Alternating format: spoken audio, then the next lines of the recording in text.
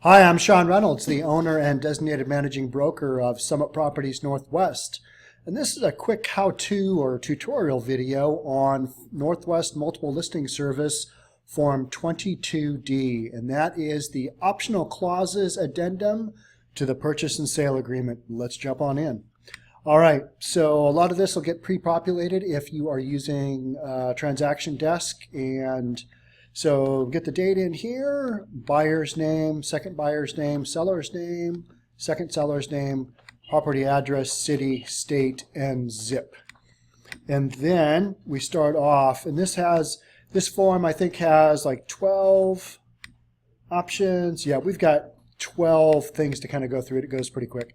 All right, so you check this one if you are you want to certify that this is the square footage / lot size encroachments. The listing broker and selling broker make no representations concerning any of those factors right there. So that is typically a good one to check because you as the broker don't know and you're not really certifying anything. Title insurance, oftentimes you'll check that and go for the standard owner's coverage. If you do go for extended coverage, make sure the buyer knows what they're getting into because oftentimes you're going to have to get a survey for the site and that gets super expensive. So check into whether or not your buyer actually wants to get the extended coverage. All right, seller cleaning. That is a good one to have because it outlines what the seller is going to do prior to the buyer taking possession. Personal property. Unless otherwise agreed, seller will remove all personal property from the property prior to the possession date. That's also another good one.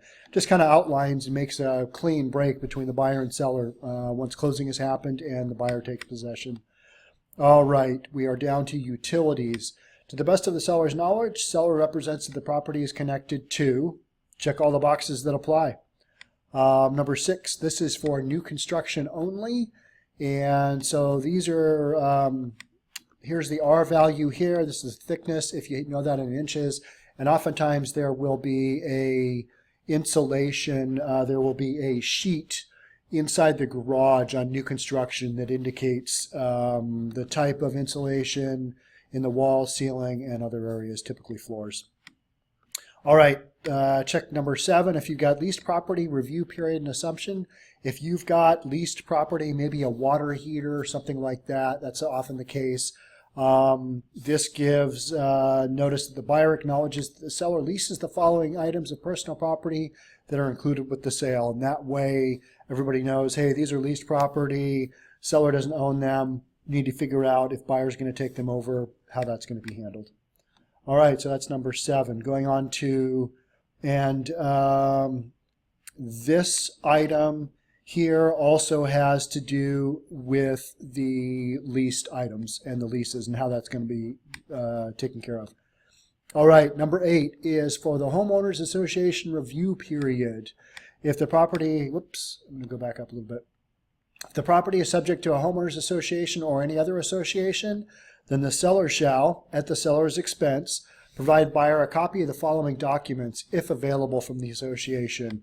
Within 10 days is normal, and that's of mutual acceptance. If you want to change that, you can change that. But these are the A, B, C, D, and E. These are the items that a homeowners association typically has.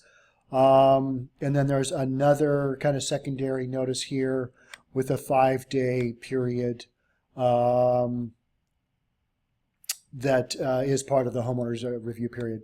All right, and so then we go into number 9, the homeowners association transfer fee. If there's a transfer fee imposed by the homeowners association or any other association, the fee shall be paid by the party as provided for in the association documents. So this form kind of defaults to the homeowners association documents. If the association documents do not provide which party pays the fee shall be paid by, you can either check one, the buyer or the seller. And it's the seller if those things aren't filled in. All right, so the seller gets to pay. Excluded items. The following excluded items would otherwise be included in the sale of the property, and you check anything here that is excluded. Maybe there's a special chandelier. Maybe there's a plant out in the yard. Maybe there's a planting that's in a container that's easily to take. Maybe there's a piece of furniture or something that's kind of built in, that's kind of not, that the seller's going to take. Itemize any of those here. And the last part of this is seller shall repair any damage to the property caused by the removal of the excluded items. That's fair enough. Number 11 is the home warranty. Buyer and seller acknowledge that home warranty plans are available, which may provide additional protection and benefits to buyer and seller. Buyer shall order a 1-year home warranty as follows, and here's where you indicate that. Here's the provider, and in line B, seller should pay up to, this is how much money the seller is going to pay for the home warranty. And then here's the options, and these are like any insurance policy. You can add additional riders to the homeowner's insurance, the home warranty, to cover additional things. And then any other items to be mentioned within the home warranty, fill in line D. Okay, and I've talked about this in other videos, that if you have something else that you need to disclose, Form 22D number 12, this is a good place to put it.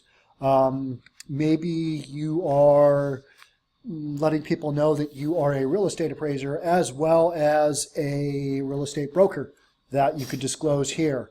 Anything of that nature, anything kind of random that all the other forms don't take into consideration, go ahead, and that you want to have both the buyer, seller, and both sets of brokers be aware of, you can go ahead and write that in here.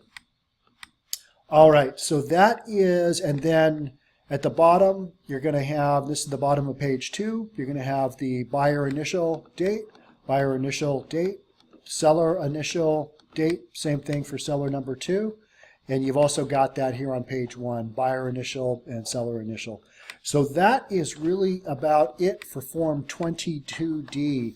It's a good catch-all for a number of things that are pretty standard on most transactions, like what does the personal property items, things like that. Those are great to have covered just with this purchase and sale agreement addendum. So I highly recommend Form 22D, especially so that you have the option at the end, so you don't necessarily have to fill out a Form 34. If you've got just a couple of things that you want to fill out, go ahead and put them in Section 12 of Form 22D, the optional clauses. So that is it. Thank you for sticking with me all the way to the end of this video. Again, I'm Sean Reynolds, the managing broker and owner of Summit Properties Northwest. Thanks for taking the time to watch this video. We'll catch you in the next one. Bye. Here's the Summit difference. We offer an industry-high 80-20 split with absolutely zero fees, a low $10,000 cap, and a free listing video including drone for every single home that Summit Properties Northwest lists. For more information, click on the first link in the description of this video.